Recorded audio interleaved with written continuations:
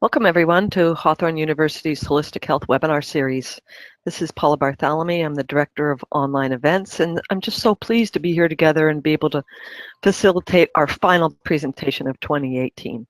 Final presentation, well, that means the season is changing here at the Whitethorn office here in the Valley. And we've got rain and snow falling, trees are dropping their most colorful leaves, and we got this incredible creek that's flowing towards the river, and the river's towards the ocean, and we've got salmon swimming back upstream to spawn, and the light is getting very slight. You know, my garden is being harvested of the summer's bounty and being prepared for winter and spring's plantings. And amidst all of this, there are holidays to honor and celebrations to share with our loved ones. And change of seasons to winter can be really a significant time for quiet introspection, a time to reflect on this year's passing, our accomplishments, our goals, and our dreams. Yep, there's so much to be grateful for.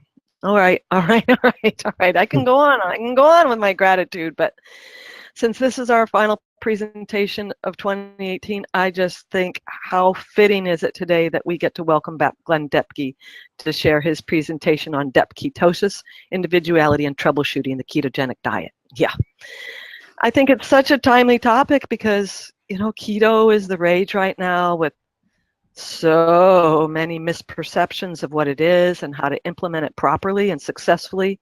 So that's where Glen comes in. He's going to reveal the benefits, the risks, the types of ketogenic diets there are, how to reach ketosis, and the role of digestion, stress hormones, toxicity, food sensitivity, and the role mindset plays with keto success. We'll all be able to gain an appreciation for the need to individualize a keto plan and learn the common troubleshooting points that can occur. So I can just say here, get ready for keto in the most comprehensive manner, because whether you're new to keto or not, I feel pretty sure this presentation will provide a benefit. So just a little bit of background on Glen. He's a traditional naturopath. He studied with the leaders in functional medicine over the past 18 years to fine-tune his own healing approach. He's earned degrees in natural health and iridology and has deservedly become known as a master of functional healing and customized nutrition, especially in adrenal health, ketogenic eating, gluten intolerance, and of course, he champions the wonderful Depke Wellness Clinic. Glen, it's really a pleasure to have you back here with us again. Oh, thank you, Paula. It is always my pleasure to be back with the Hawthorn family. It's just always a joy. So thank you for that. Sure.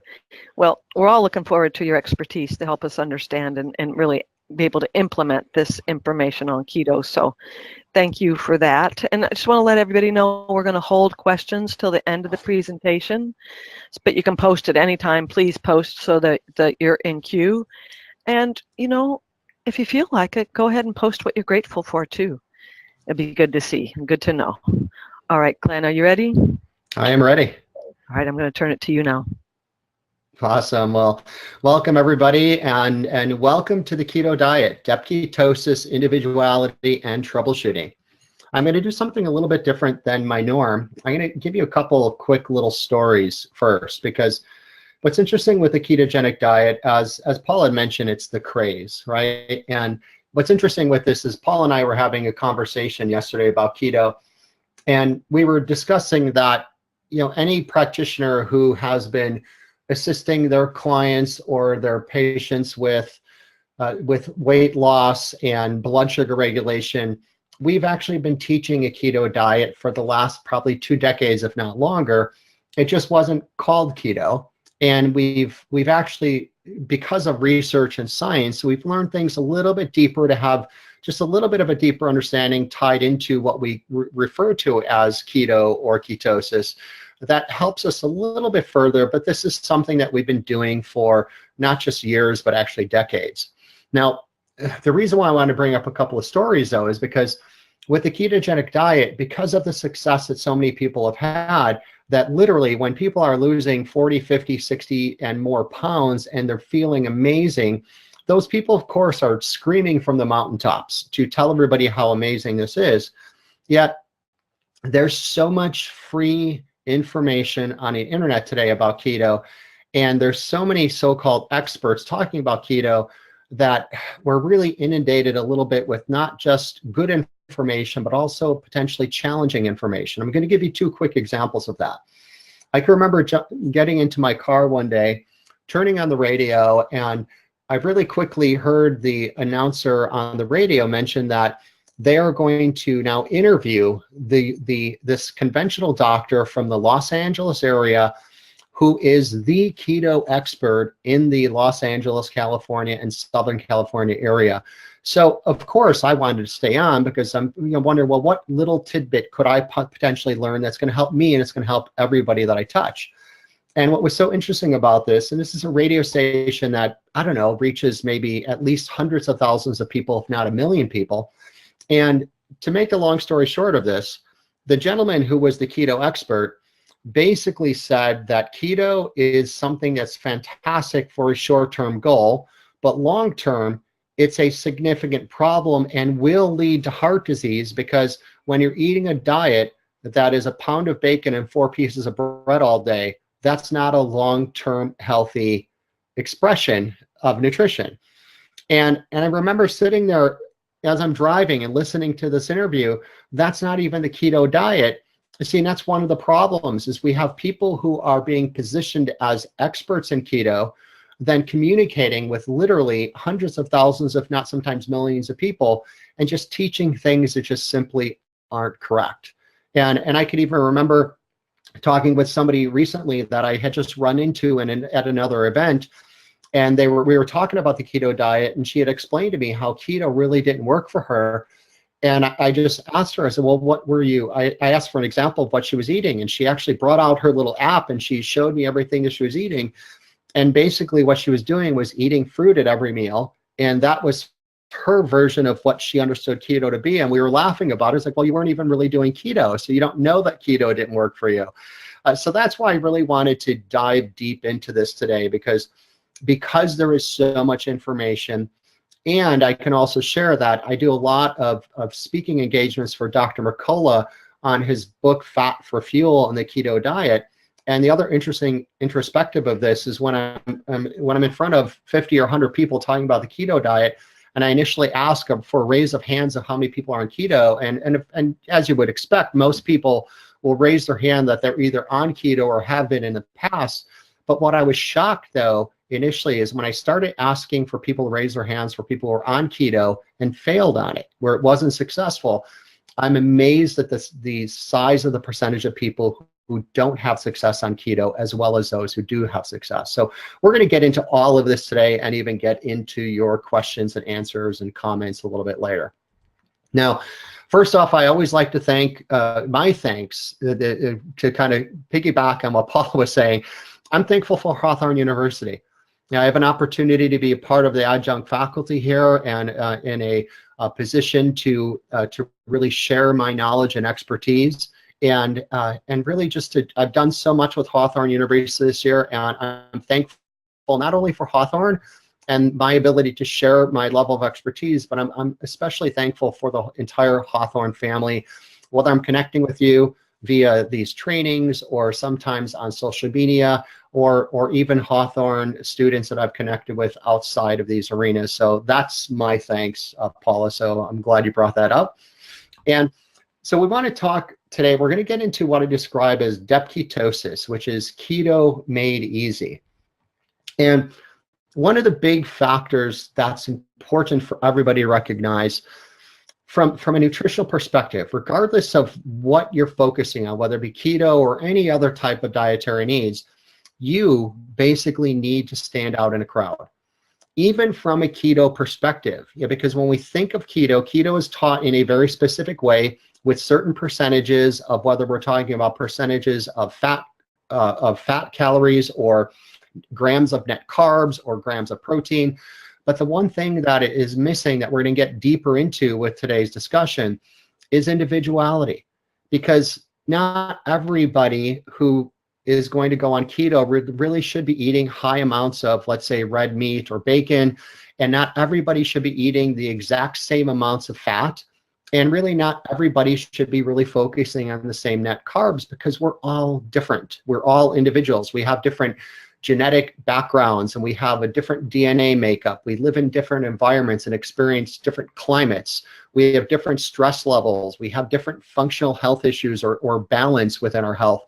And all of that is an implication as to what we should be fueling our body with, regardless of whether we're focusing with keto or not. So just always remember that you need to be an individual from that perspective. Now, Paula already introduced me, so if you're missing a picture there, that's myself, speaker, author, founder of Depke Wellness. So Paula, thank you for the introduction earlier. And I also want to bring up something that is a little bit different also from other presentations we've done in the past, is at the end here, I'm going to give everybody a free gift. And you're going to really enjoy this gift because it's going to tie directly into what we're talking about today with really keto made easy. And let's just start with some of the basics on keto. And I wanted to break this down to the simplest level possible for an explanation. And to understand that nutritional ketosis is the metabolic state that's associated with an increased production of ketones in your liver. And that production of ketones in the liver is based on a restriction of the carbohydrate that you would normally be converting into glucose that would normally be flowing through the blood. And what this will allow is for you to burn fat for fuel, and the ketones also provide fuel for proper brain function as well. So that's a really basic and simple way to understand what ketosis really is and what you're looking to achieve when you're on the keto diet. Now, here's the big question. I alluded to this a little bit earlier. Did you ever wonder why one person will absolutely benefit from the ketogenic diet while others will crash and burn?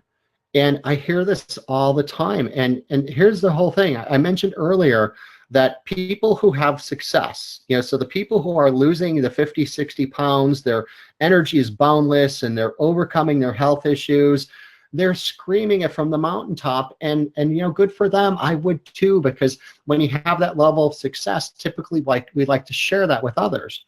But see, what happens so often though, and far more often than you would normally think, is people go on the ketogenic diet and they have multiple challenges. And we're going to get into all of these today, because some people will have a huge level of success, and then some will actually not only not have success, but some people go on the ketogenic diet and potentially feel worse, and then they feel like they're doing it wrong, or they're broken, or there's something wrong with them.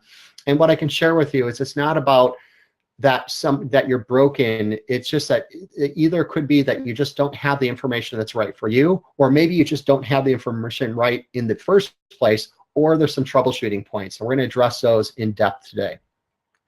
And really, did you know that there are many potential dead ends with the ketogenic diet?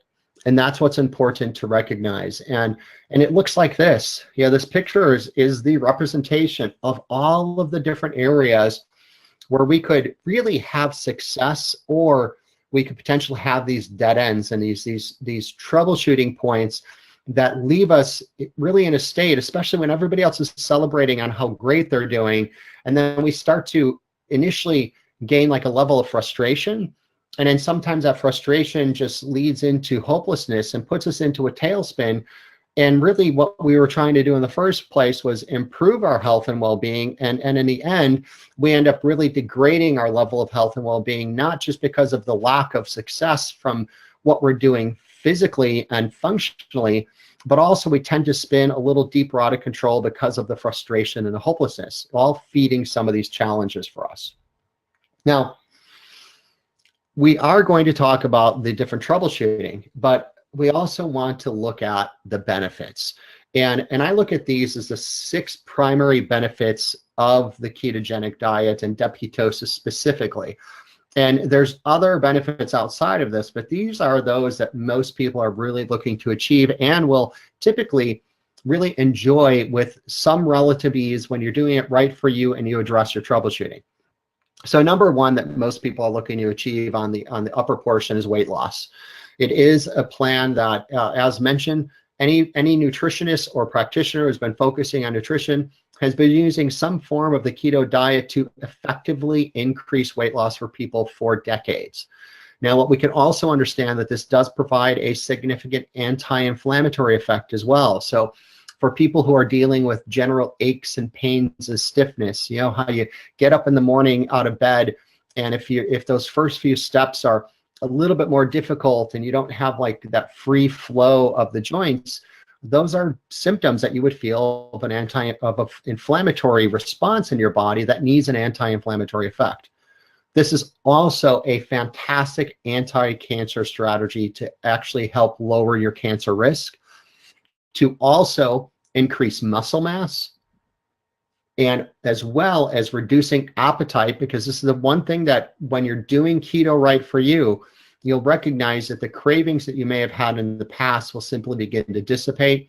And then lastly, to help lower insulin levels, which is such a huge key to overall health, because when we think of glucose in the blood, which your body really needs this at a very narrow range for everything to function properly. And when the glucose gets too high, then the body, and the pancreas specifically, is going to create that steroidal hormone insulin to remove it, which then has many other negative health implications when insulin stays up high. So these are the primary benefits that we're looking at from a keto perspective. Now, outside of that, the last aspect tied into keto where there's a significant benefit is really tied into the mitochondria. So think of the mitochondria as that like little engine that drives every cell in your body. And you see the mitochondria is known as the powerhouse of the cell. And they're primarily responsible for converting the air you breathe and the food you eat into energy that your cells can use to grow, divide, and function. So just as I explain that, I think it's very easy to understand the importance of supporting your mitochondria on a regular daily basis. Now, when we have the mitochondria in the best place that we can achieve, there's other benefits we achieve from that outside of just what we were talking about with keto. Now, some are similar and some are slightly different. So we can think about the improved mental clarity, the benefit there, which is a significant problem for a lot of people. Freedom from cravings, as I mentioned earlier, and that anti-cancer strategy. Also, very positive microbiome changes. This is important to bring up because so many people have heard some levels of, I'm just going to call it what I'm thinking, of misinformation about the ketogenic diet creating issues with microbiome. And we'll talk about how that affects one area a little bit later, but the healthy mitochondria does actually assist your microbiome. Also, weight loss without deprivation. You know, this isn't about starving yourself or making sure that you don't eat and you're starving and you can't wait for your next meal. Most people who are doing the ketogenic diet correct for them without troubleshooting points will notice that they have significantly less of a need and a desire for food. Also, huge one, greatly improved energy. When I think about the clients that come into my center on a regular basis, I hear about the fatigue and the dread of this lack of energy that people are dealing with on a regular basis. We also talked about reducing inflammation, the mitochondrial biogenesis, so the reproduction of the mitochondria, and also the influence of ketones is another benefit of healthier mitochondria function. Now, the one aspect of keto that is very important to understand at the beginning is really the difference of what we would consider dirty energy versus clean energy. Now, what I mean by this is really the difference of converting carbs into energy through glycolysis. When we eat carbs, that goes through the system of the body called glycolysis, and it ends up in the Krebs cycle, and then that's energy that we get to enjoy for maintenance and repair of the body, and energy for us to function in our daily life. Now, when we burn fat gets burned down broken down through a system called beta oxidation, also going into the Krebs cycle for that energy that we're looking for, again, for maintenance and repair on the body and energy to utilize through your day. But there's a difference here. Number one, and there's two big points on this, and the difference of burning carbs and the difference of burning fat. And number one, and I think very important for many people, is that to recognize your body achieves approximately 6 to 7 times more energy from burning fat as compared to burning carbohydrates. So, to me, if I think about it from a personal perspective, Do I want to eat something that's going to give me a decent amount of energy, or do I want something that's going to give me 6 to 7 times more energy? Well, that, to me, that's a no-brainer. I'm going to pick what's going to give me more energy. Now, outside of that, it's what happens when we burn carbs versus burning fat. You see, because when you burn carbohydrates for fuel, what I mean by dirty energy is the burning of carbohydrates for fuel in your body creates a higher level of oxidative stress and free radical activity than burning fat. So not only when you're burning carbs for energy are you burning a less efficient aspect of energy, you're also burning something that creates more challenges to the body, because when you're creating this free radical activity and this oxidative stress, that has a damaging aspect to the body that you will need to really focus on a level of recovery. So that's why we want to think of the essential need to burning fat for energy, to gain more energy, and to have less of a negative impact on the health of the body from a functional perspective. So I want to make that key point early on with this. And then also, why are your percentages of fat, protein, and carbs so important? Yeah, because, and this is where we start to get into what's a little bit different tied into DepKETOSIS as compared to the regular ketogenic diet. You see, because as mentioned earlier, when I said that you have to really, you have to stand out in the crowd. And what I've seen through the years is that for everybody, regardless of whether you're focusing on the ketogenic diet for all the benefits of this, or if you don't have any health issues, and let's say you are at a healthy weight and you have great energy and everything's going well and you're not doing a keto diet, you still have to think of yourself as an individual. This is a huge concept into what I coined the phrase nutritional ID or nutritional identification, that everybody who is a Hawthorn student or alumni, you've likely either gone through that program or you will be going through that in the future. And just to understand this on a very different level, I'm going to give you a very quick explanation of some different variances on this level. And I'll give you two of the most significant extremes. So if we take somebody who, let's say, is of genetic descent of somebody who is 100% descent of a traditional Eskimo. So when we think of a traditional Eskimo, they would have consumed significant amounts of fat. Actually, the higher percentage of their meals would have been from fat, usually from whale or seal blubber. They would have had a moderate to high level of protein and very little, if any, carbohydrates. And honestly, they would have never seen a piece of fruit throughout their life, and maybe some occasional sea vegetable. And really, what's interesting about this is that based on mainstream information on heart disease, we would think that every traditional Eskimo would have died of heart disease because of how much fat they eat. But the simple reality is in the traditional Eskimo language, there wasn't even a word for heart disease. It wasn't an issue. And so with some of the science and understanding that we have now, excuse me, tied into keto, we do know that when we overconsume fat, or I'm sorry, when we overconsume protein, so we're taking in more protein than the body can utilize, excuse me, that protein gets converted into carbohydrate. So even though there was a thought that they weren't eating carbs as a traditional Eskimo, they were still producing carbs from the overproduction of protein. And ultimately, the traditional Eskimo lived on that diet for generation after generation after generation, thousands, if not hundreds of thousands of years. I don't have the exact statistics on the years, but they didn't just do okay on it. They really excelled. They thrived on that diet, okay? So that's one side. So now the other side of this coin would be, let's say somebody who their genetic lineage went back to what we would consider like right around the equator. Let's say maybe Venezuela, which is just a few degrees north of the equator. So that person would have, throughout their life, they would have consumed mostly a high amount of tropical fruit, a high amount of vegetation, which would have been available to them year round, along with the tropical fruit. And when they would eat protein sources, if they were eating beef, it would be very lean because the cows would be raised in a very warm climate. Or when they would have seafood, the seafood would be low purine and a leaner, like lighter, flakier fish.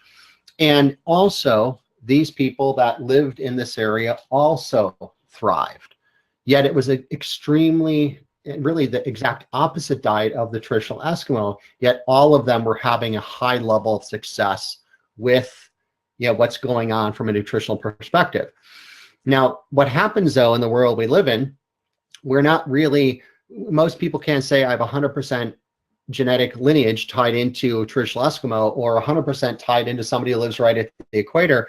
And we're a little bit of the hodgepodge, right? So what we want to do is understand is, how does your body work best? Do you work best breaking down things, consuming things like beef and higher fat and really low in carbohydrate? Or do you do better with a little bit of a higher amount of vegetable consumption?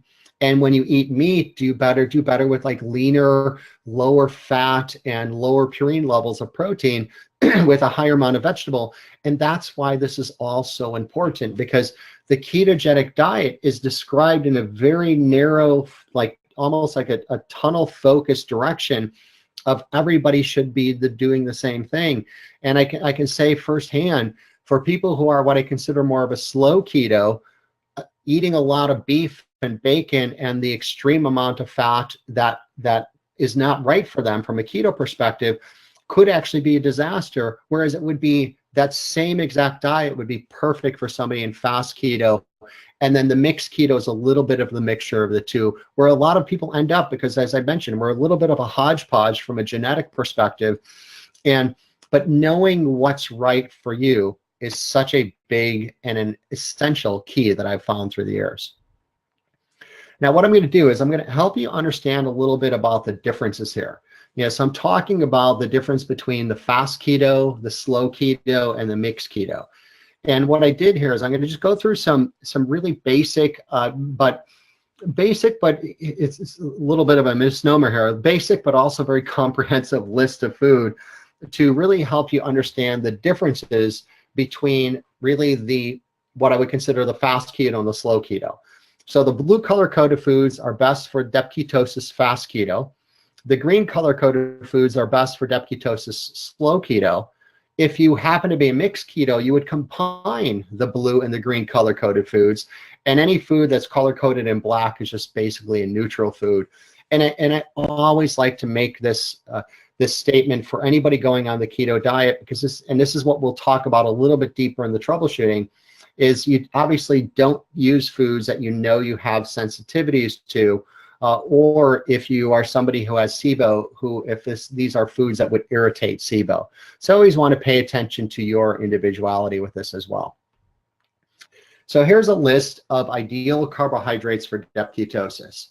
And even though avocado is really more focused on a fat, it is still technically also a carbohydrate. So I did include it in the list, but it's more of what we consider a neutral.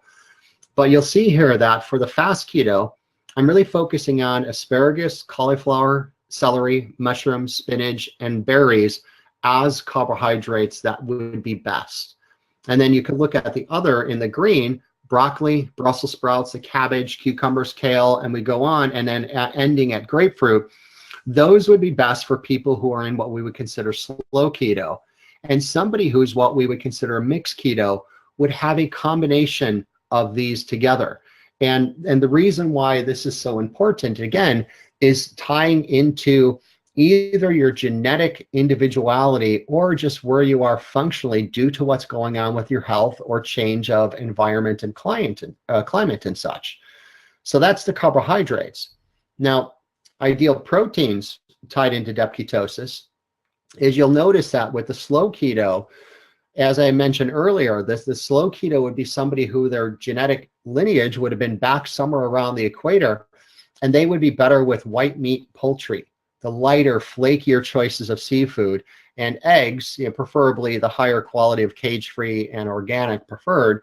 Whereas the fast keto, who would be more similar to a lineage that would have been from the colder climates, such as a traditional Eskimo, they would do great on grass-fed beef, lamb, pork. The poultry would be dark meat rather than white meat. and the seafood would be heavier, fattier choices, such as, let's say, that like lobster or salmon as an example. Wild game and organ meats, those would all be best for the fast keto. And again, if you're a mixed keto, you would be getting a combination of all of these on a level of consistency for yourself. Now, ideal dairy, as long as you don't have a dairy sensitivity, which is a very important caveat to mention, because there's a lot of people who go on the ketogenic diet and they have an unrecognized dairy sensitivity, and they start adding in all this cheese and whipping cream and cream cheese, and they're wondering why they're actually feeling worse. They're wondering why they're gaining weight because they're getting inflamed, they're having all these issues. But if you don't have a dairy sensitivity, cheese, and preferably the hard and higher fat versions of cheese, heavy whipping cream, but we're talking about just really buying heavy cream and whipping it yourself, sour cream, a full fat cream cheese, and raw organic grass-fed butter or ghee are the ideal dairy choices. Now, and also to recognize, let me go back in this one slide, recognize that everything that I've got tied into the fats, everything is color-coded in black because it's a neutral. It goes it works for everybody whether they are slow, mixed, or fat keto. And then nuts and seed choices, as you can see with the list, the macadamias, pecans, Brazil nuts, coconut, hazelnuts, and going down this list, these are all of the nuts and seeds that would actually be preferred. And I do like to mention one thing here at the bottom with the flax seeds is I have it in there in parentheses to be ground because basically the flax seeds are best to be ground, and I always say grind what you're going to use in a day because they have a high oxidation rate and they tend to spoil a little bit quicker. But really all of these nuts and seeds would be something you could use on the ketogenic diet and for DepKETOSIS. The only warning here, though, this is important to recognize, is that if you overconsume protein while you're focusing on getting into keto, remember that eating more protein than your body can utilize, that protein will convert into carbohydrate. So I always caution those that I work with is don't overconsume the nuts. Don't make nuts the main snack that you're using throughout the day, because what ends up typically happening is you go over your protein needs and then you're converting that protein into carb, and it's throwing you out of keto and you're getting out of the keto effect. Now, ideal snacks when you're on the keto is to really ideally, I always recommend snacking on a fat, having a few slices of avocado, a small handful of olives, some pickles, preferably naturally fermented without vinegar, or something that is less than 25 calories that provides you a nutritional punch. Yeah, so something like a really good high quality organic super green and water that has less than 25 calories. And what's great about that is if you're kind of crashing and burning between meals and you need a snack, if you do something like that, it actually allows you to really stay in that same fat burning mode without pushing you out of it. But those are ideal snacks when you're on the keto diet if needed. I will say that when you're doing keto right for you individually, as is explained in DepKETOSIS, and you take care of your troubleshooting points, usually the need for snacks will just dissipate, because you won't have that same level of craving. Now, ideal fats and oils continued. Coconut oil, MCT, krill, coconut butter, avocados, preferably raw organic grass-fed butter or ghee. If you can't get all of those, at least getting an organic butter. Lard or tallow, other saturated animal fats, really any combination of olives and an extra virgin olive oil, preferably third-party certified, because there's almost this black market on olive oil nowadays. Various nuts and seeds, as I mentioned. Organic pastured eggs is also tied into this. Grass-fed meats, and then animal-based omega-3 fats from healthy sources such as wild-caught Alaskan salmon, sardines, anchovies, and krill are all beneficial as far as a fat component of DepKETOSIS. And in sweeteners, and really you could use a stevia, preferably liquid and organic. You could use lohan or monk fruit. Xylitol or erythritol are all allowable on the ketogenic diet. The one thing that I always like to say, though, just because they're allowable doesn't mean that you're over sweetening with these different sweeteners. even though they can still keep you in that state of maintaining your glucose and also what's going on with the ketones. The challenge that I see is that when people are using too much of the allowable sweeteners, there's other triggers that are going on mentally and emotionally that might lead to the cravings. And I've seen that on a consistent basis. So yes, you can use these, but don't overdo it. So please be sure to keep that at a minimum. And then some basic guidelines with DepKETOSIS and keto overall. Now, when you're on the keto diet, most people are all teaching that you want to just really focus on your first meal a day initially when you're hungry, preferably 13 to 18 hours after your previous meal, which would have been dinner the night before. Now, some people choose to start off their day with what I consider more of a DepKETOSIS appropriate coffee or black tea, where you can have a high quality organic coffee or tea, adding in some organic butter and some MCT oil, blending that in your blender, which does actually provide a really sizable boost and usually will keep most people satisfied for a considerably long time. Even myself, I will openly admit that I start almost every day with a small cup of either coffee or tea. The coffee is always going to be organic and the tea as well. And I will mix that with the organic butter and the MCT oil, and sometimes a little bit of the sweetener if I feel like it, but not on a consistent basis. Blend that up, and then that's how I will start my day. And then typically, whether you've started your day with your DepKETOSIS appropriate coffee or black tea, or a small meal first when you were hungry, then you eat your second meal approximately 3 hours after the initial meal. Now, most people, and I'm just going to generalize this, but most people, when they eat first when they're hungry, most people that I work with, they're not eating their first meal until about 10 or 11 o'clock. And so then if you ate at 10, then your next meal would be about 1 o'clock. And then you would eat dinner early, preferably somewhere around 5 o'clock to 6 o'clock. And I do understand that everybody's, potentially have certain times we can or can't eat because of our career, but eating your dinner as early as you can, and then fast until your first meal the following day. And it goes back to what I mentioned initially, approximately 13 to 18 hours after you had dinner is when you would have your meal, your breakfast, or your first meal of the following day. So that's a good, great basic guideline for DepKETOSIS. Now, some other guidelines on top of this, and there are variations here, and the variations are tied into whether you're more of a slow, mixed, or fast keto. Now, the slow keto, people in slow keto, I find consistently only need 2 meals in a day and have a significant level of success when they're eating the food choices that are based for slow keto. And if you can remember back to those slides, that would be the white meat chicken, the lighter, flakier fish, maybe eggs as protein, and they would have quite an array of different vegetable choices that they can use.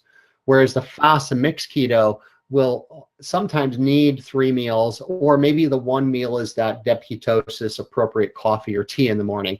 But generally the fast or mixed keto need more from a overall meal perspective on a daily basis. And I always say that you want to pay attention to your true snacking needs as a guideline as well, because when there are some people, we're going to talk about this in the troubleshooting, there are some people that really do need to snack, and I'll explain where that comes up for you. And then from a protein aspect, and this is where this is very different than the general just keto rules that you'll see out on the internet. I find that the best grams of protein per kilogram of lean body mass is somewhere between 0.75 and 1.5 grams per kilogram of lean body mass per day. Now that believe it or not, it's a significant variation. We're talking about double the grams of protein, and that's dependent on whether you're slow, mixed, or fast keto. Somebody who's a slower keto, they might be somewhere between 0.75 and 1 gram, whereas somebody in fat keto might be between like 1.25 and 1.5. So that's why it's important to know where you are. Also, the net carbs, somewhere between 20 to 40 grams daily, depending on your DepKETOSIS type. And the fat calories, about 70 to 85% of your calories from fat, depending also on your DepKETOSIS type. The slow keto would be more on that 70% end, whereas the fast keto would be on the 85%, and the mix would be in the middle. And I want to throw out one thing here that's important to recognize is that there's a lot of people who think that the ketogenic diet is eating this huge amount of fat. The simple fact is that, yes, I'm talking about 70 to 80% of your calories from fat, but your fat calories are the most significant the fat is the most significant caloric dense food. So you really don't have to eat as much fat as you would think to reach that amount in calories. So I always want to put that out there because people think that you're just gorging on fat all the time, and that's not really the case. You're just really getting the percentages all right for you. Which then leads us into troubleshooting aspects. And with this, I really want to talk about these as to the problems that people run into. So these are the people who've tried keto and it's failed for them, or you crash and burn in between meals, or you get what they refer to as keto flu, and you're feeling, you're getting headaches and body aches and pains and fatigue and all of this. So the first one I'll bring up is keto flu, which is interesting because keto flu is really just a made-up term for people who go on the keto diet and they feel terrible. It's really about as basic it comes into. And some people will try to convince you that keto flu is you're just trying to convert from burning carbs of fuel into fat. Well, your body knows how to do that today. You don't have to learn how to do that.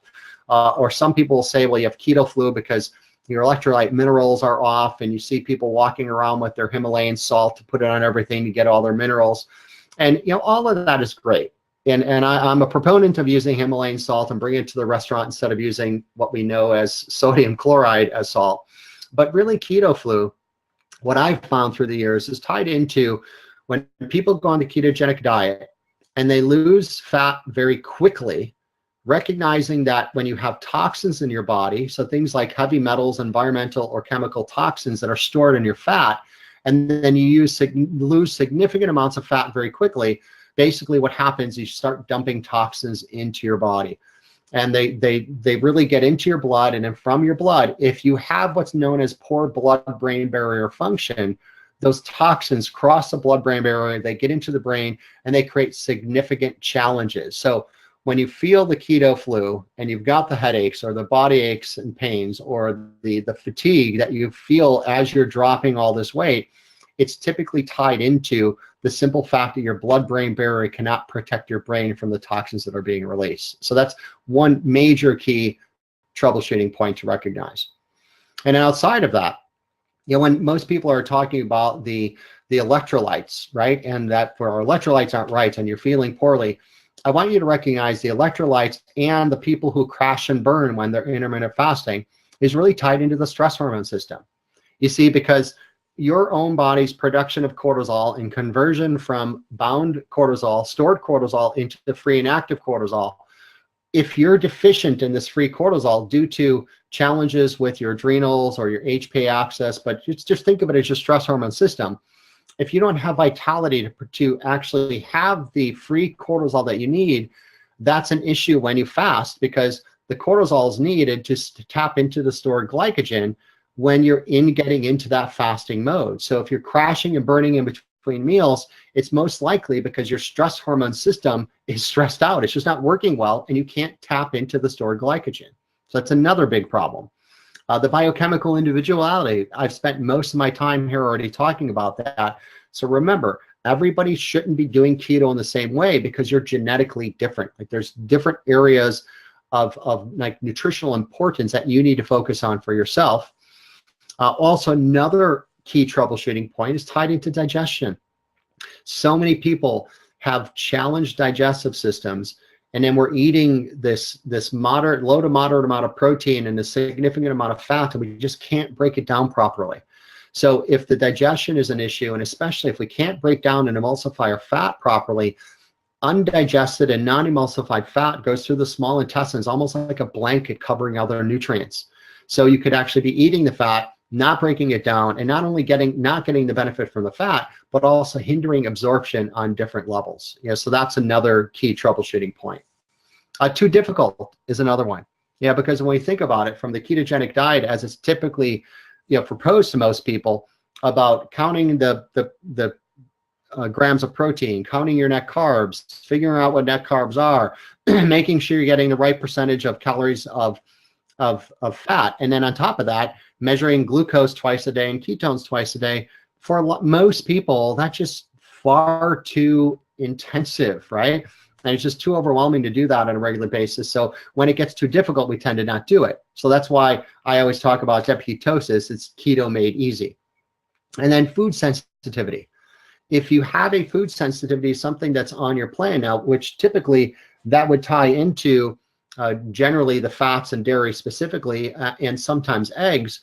But if you have a food sensitivity, you're unaware of that, you want to really uncover that, because that sensitivity to what you're eating on your keto plan could be driving inflammation and driving multiple other challenges in your body.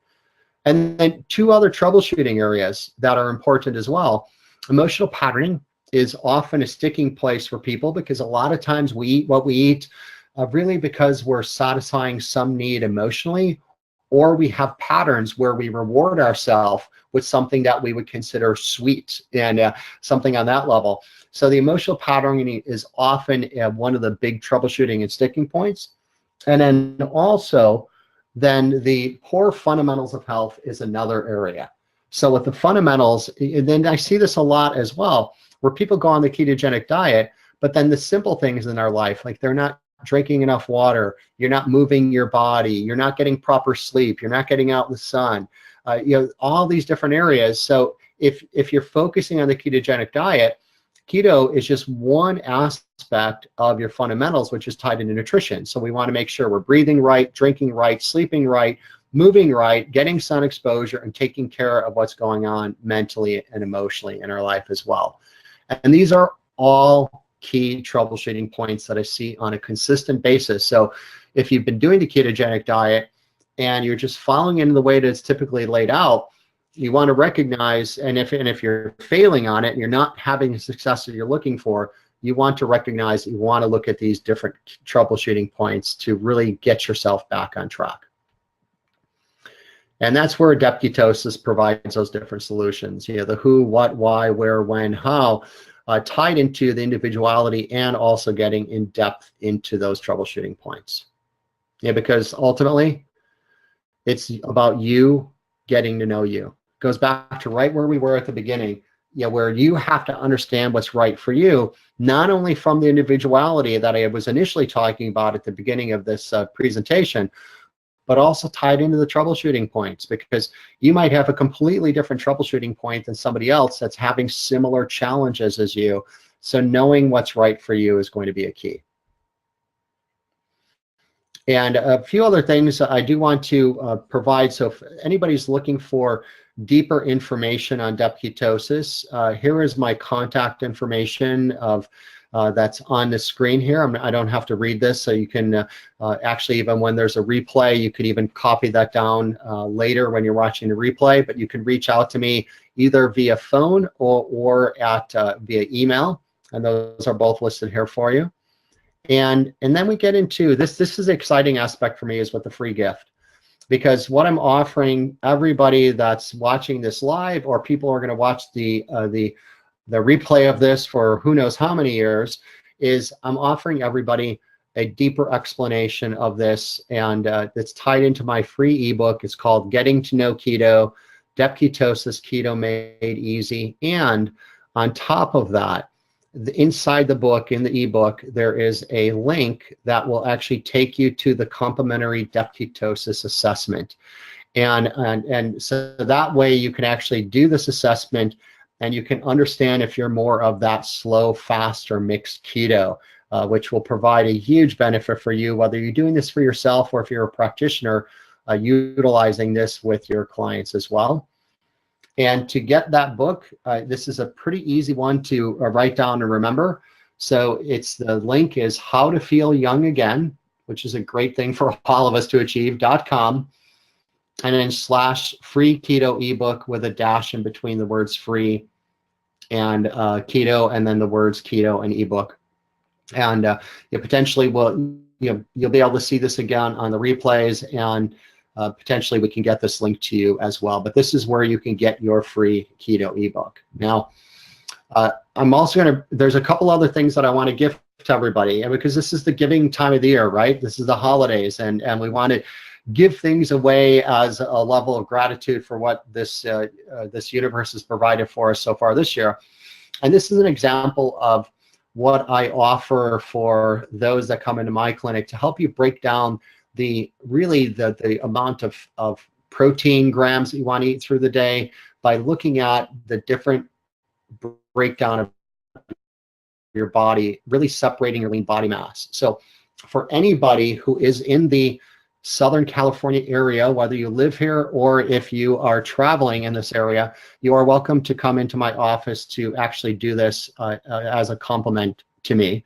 So this is an example of what you would actually see from actually having your body broken down in this level, so you can get into the more exactness of really what you're looking for percentages if you need to go down that route.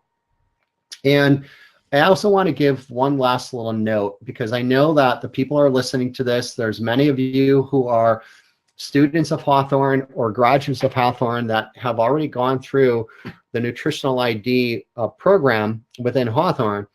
And I want to give you a tidbit, and this is something that everybody can write down initially.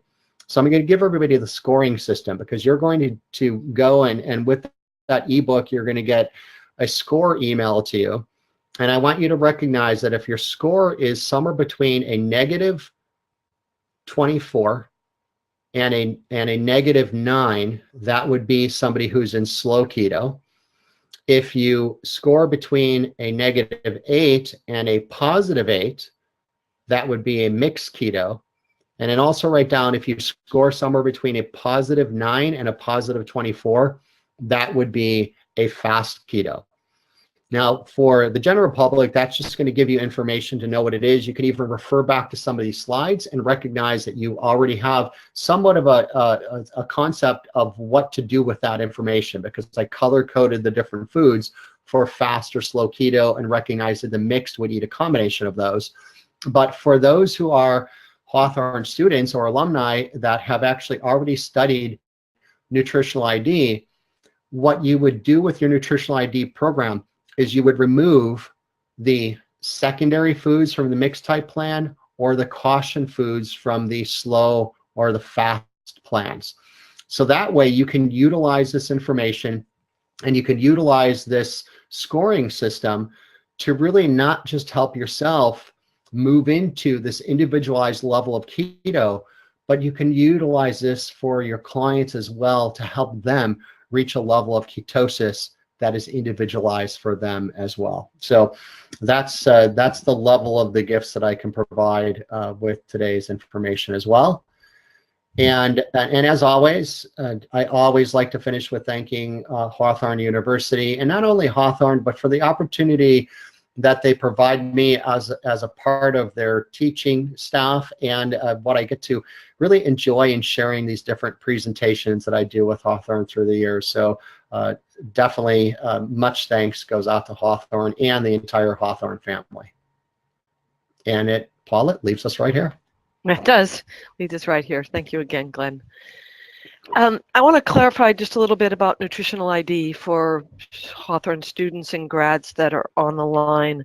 Nutritional ID, you would have studied, you would have gotten about well, it's in the diet and meal planning course. It's usually about the 6th course in your program. So if you want to revisit that information and all the forms that are associated with it for fast, slow, and mixed metabolic types, you'll find it there. Perfect. And of course in the ebook that Glenn just gifted us with, right? So all the charts are in there, right? The charts are not in the ebook, but the information on the individuality and the troubleshooting is in there for everybody, because I just don't expect, especially that one slide in the troubleshooting, I wanted to give them everybody something more in depth with that. Okay, great, understand. All right, ready for some questions. Absolutely. I'll say that some of the questions, I recognize that people post questions before you actually get to some of the information. Mm-hmm. So maybe we'll just recap some things here. But this one, I want to thank Joe for submitting this question ahead of time. And she asks, is it safe to do keto for life or long term? She says that she feels better and stays slimmer on keto, but she's worried about avoiding entire food groups, which she's heard is not good for the microbiome. What do you think, Glenn? Well, from that perspective, I've as mentioned, people who have been teaching the ketogenic diet, but not calling it keto for the last 20 years have been really implementing this for people long term already, and we're seeing high levels of success. Now, here's the one thing that I will say that's important with that, because when we get too rigid with nutritional choices, it can create some challenges from a microbiome perspective. But one of the simple, easy things that we can do to adjust that is, like one of the things I love to do on occasion is just take multiple different vegetable choices, put them into my Vitamix, and just really mix them all together and create that variety for myself. And that's one easy way that you can overcome any concern there. And when I have the DepKETOSIS plan, I'm not a proponent of doing this 100% rigid all the time. I even have it built into the DepKETOSIS plan where I say that what I like people to do is have a 90% focus on their meal plan. So if we break that down simply, a 90% focus with most people consume 3 meals per day, 7 days a week, which is 21 meals. And what that means is that a 90% breakdown of that, you would eat 19 of your 21 meals based on how DepKETOSIS is laid out. And the other 2 meals, you eat what you want. As long as you avoid things that you have, like obviously food sensitivities to, or if you have SIBO and foods that would irritate SIBO.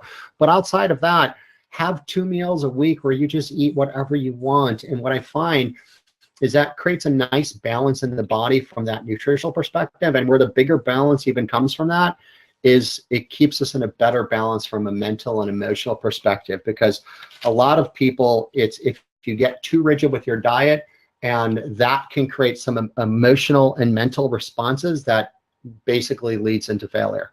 So yeah, that's a great question. I'm really glad that was asked, because I didn't have that built into the presentation. Great, thank you. I'm circling back to the piece on mitochondria and mitochondria converting both air and the food we convert into energy.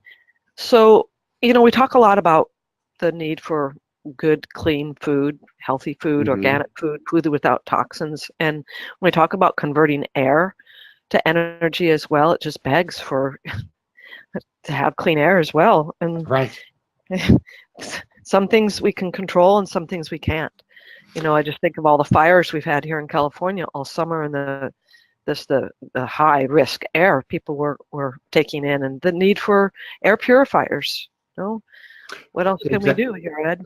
Well, and the other thing too that I always share, and I share this with clients, and I believe I even have there's an article on my website. If somebody's going to my website and you type in the search for air purifying plants, there's a good amount of plants that have a significant positive factor in purifying the air.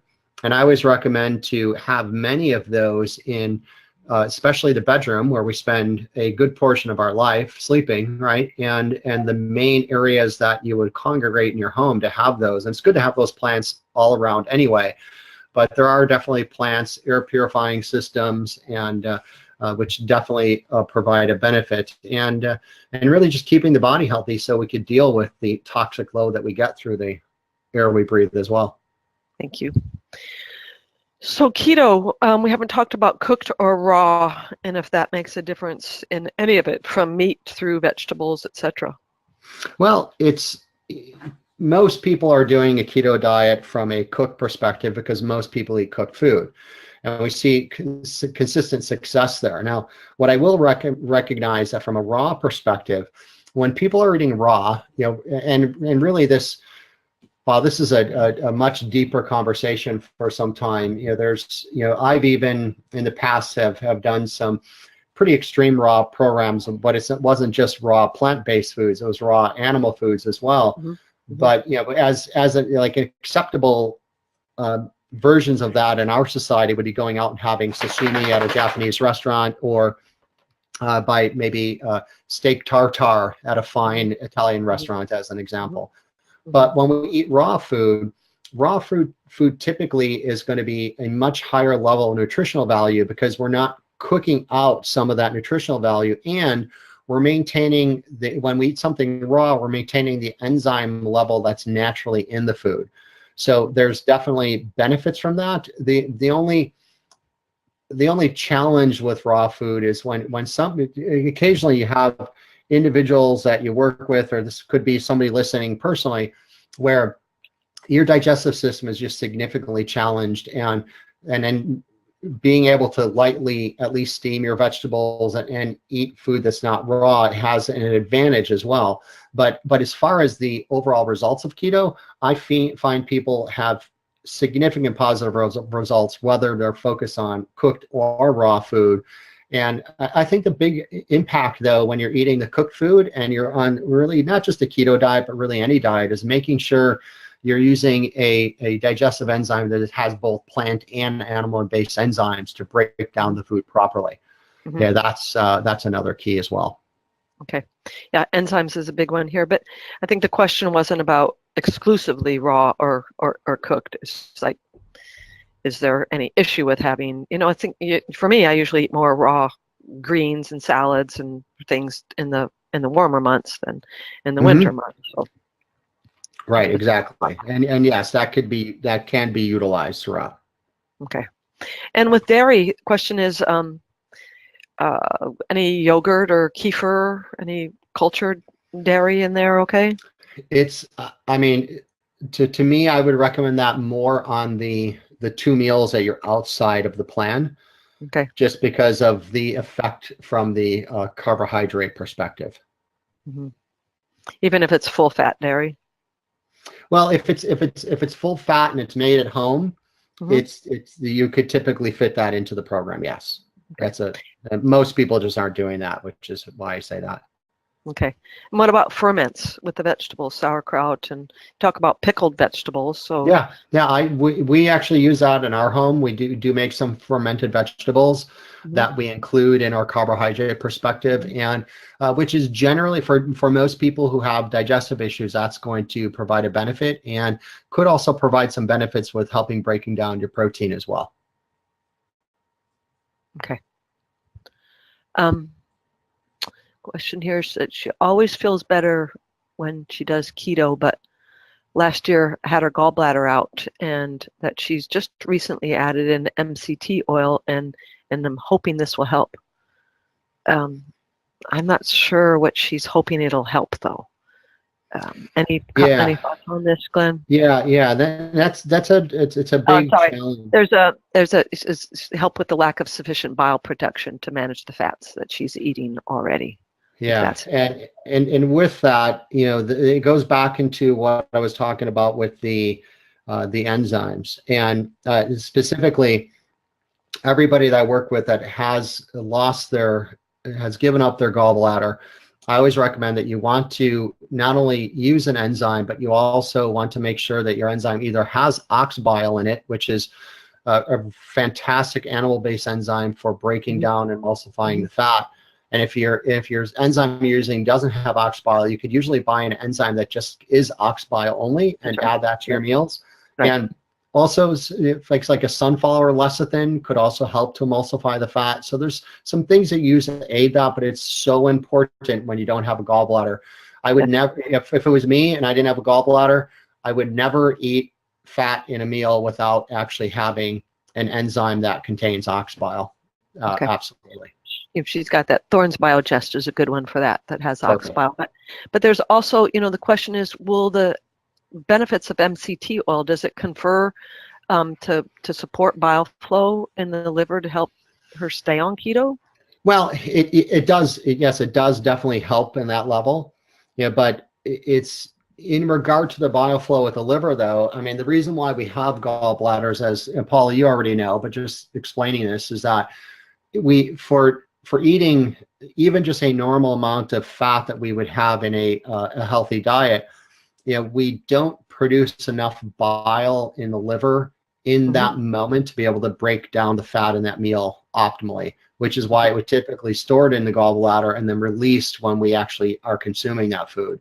But the MCT oil is going to help with the bile flow. It is going to actually assist with the liver, and that with the enzymes, and sometimes also the adding of the sunflower lecithin should be enough to really still achieve the goals with keto. And as mentioned, it's not, we're not eating these extreme large amounts of fat. You know, we're just eating that higher percentage of calories. And when we know the difference of somebody between the two extremes of a fast and a slow keto, somebody on the slow keto is only eating about 70% of their calories from fat. Yeah. So knowing that is powerful as well. Okay, thank you. And it just, Danielle, if you need further explanation about fast, slow, mixed keto, let me know and we'll go over it a little bit more. Okay, Glenn, do you think, oh, this is a good one. Do you think the seasons can influence our needs when we eat keto? As an example, being on a keto diet for the last 3 years, I'm craving very much berries at the beginning of the summer and apples and peaches at the end of the summer and early fall. I'm eating those fruits as well, so. And I say absolutely there's a seasonal influence for everybody. I can even share that the difference of when I used to live in Chicago 10 years ago, before I moved here to Southern California, I used to eat far more fat and protein in Chicago than I do here, because my body has a bit of an adjustment from a climate and weather perspective. Oh, you bet. Yeah. And that happens seasonally for all of us, you know, and even from, I have some people, I have clients, when we really get in depth with this and we're really fine tuning everything, where their percentages of fats, carbs, and proteins change from the extreme of the seasons as well. So that's an important thing to honor. Absolutely. Swinging back around to egg sensitivity, I'm noticing that people, mainly women, because that's the bulk of my practice anyway, I think it's true for most of us, but that they're experiencing egg sensitivity later in life, you know, post-menopause often. Do you, are you seeing this? I do. And one of the bigger issues too is that, you know, tied into when I think about food sensitivity, I'm always thinking about, you know, gluten being the mother of sensitivities. And what happens is most people, about 86% of the people who have food sensitivities are asymptomatic. So what happens is we have this gluten sensitivity when we're younger, but we're asymptomatic, so we're not having issues, so we're not giving up gluten. And then over the years, then we develop these cross-reactive sensitivities. So usually before we start to notice something, we're well into our 40s or 50s before we start to notice these reactions. And so that's actually very common, that it will seem that it crops up at certain times. And as there's, you know, when we think about, you know, the example of a woman post-menopausally going through this, you know, so that then I'm going to make the assumption that that's a woman who went through menopause and had symptoms, which would then tell me that because of symptoms in menopause, that would tell me that the overall stress hormone system isn't working well either. And it's just this big, you know, holistic collage of what's going on there. And yes, then we start to recognize challenges that we didn't recognize before, just because of, you know, the long-term effect of that the sensitivities have had on the body. Great answer, thanks. All right, olives again. Olives as a fat fruit. You know, we also have avocados that fit into fat fruits. But, is there a difference between, it's like olives, I think they're typically about 11 to 15% fat by nature before they're cured, but certainly how they're cured is going to increase their fat levels, whether they're cured in a brine or an oil, right? Correct. Right. Yeah, I don't have the exact answer to that. It would obviously suggest that if they're cured in an oil, I would suspect the fat to be a little bit higher, but I honestly wouldn't suspect it to be significally higher, but I don't have exact data on that. I'll have to look that up. It's an interesting question. Yeah. Okay, this has been covered. We're talking about question is, are there certain people who cannot handle all the fat on a keto diet? So you've gone into this a little bit, Glenn, but maybe you'll just summarize it again for us right here. Yeah, I mean, I think number one, that the people have the biggest problems are those with either without a gallbladder or poor gallbladder function. Also the people who can't handle a lot of fat, people with just overall digestive issues because they're not breaking down and emulsifying the fat. And the third other important of this group is those who are slow keto, where your body doesn't require as much fat, and actually eating an excess of fat for somebody who's slow keto can actually have a negative pushback on you. So those are the three main factors as to why eating too much fat could be an issue. And then, so I'm just going to circle back here to slow fast or mixed keto type or metabolic type or nutritional ID type, and it seems like key to success here is initially determining what kind of metabolizer they are, to determine what level of fat percentage, protein and carb percentages to really include here. Exactly. Yeah, it goes. Yeah. And I think one of the most important things that came up this is like when we lose weight, we store our toxins in our fat. That's our storage form. It's not that the only place that they are, but we store them there. So when we start losing fat, and if we're losing fat rapidly, there aren't very many diets that you lose fat rapidly as you do on keto. And so, keto flu is a real significant issue, but it's not just flu. It's not just feeling like crap. Right. It's a significant point to recognize, and therefore I think to really support liver gallbladder function too, immune lymph function, so that we're clearing these toxins out. Exactly. At a pace that we can keep up with, and weight loss at a pace that we can keep up with too.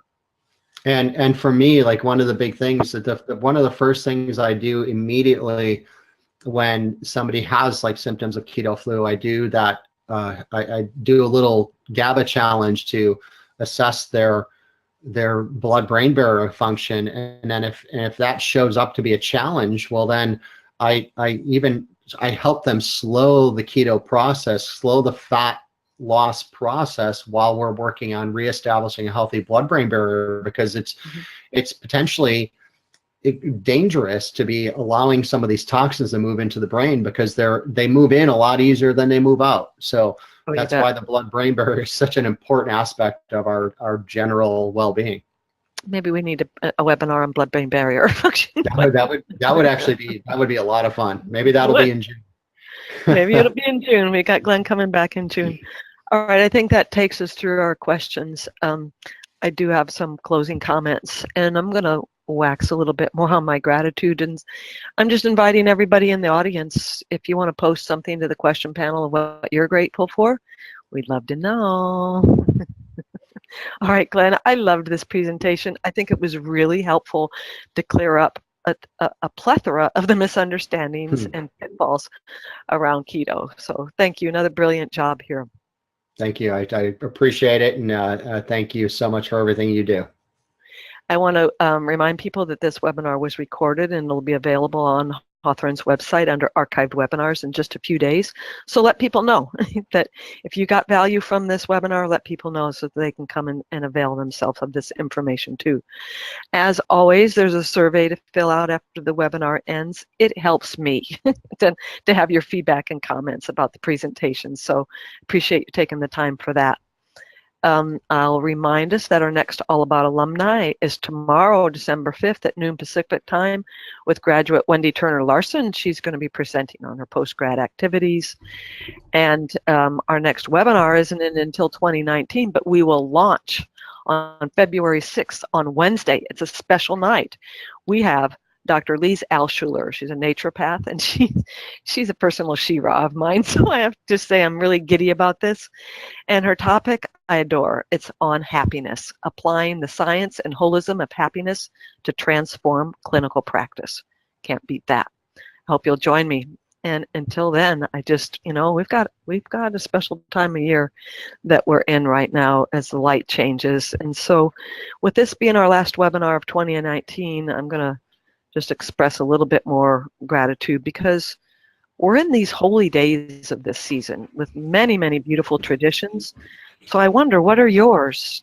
For me, it's time to embrace the darkness and go within, and to really deeply contemplate and be able to renew, to let go of what's no longer of benefit to me and embrace all that is. Gosh, it's a time to honor my ancestors and our family traditions that I carry on now with my own personal spin. I'm grateful for the opportunity to bring enlightened information and resources to you via these webinars. And I'm really grateful to Glen for all he does and his generosity to Hawthorn University, to our students, and his commitment to lifelong learning and inspiring us with his knowledge.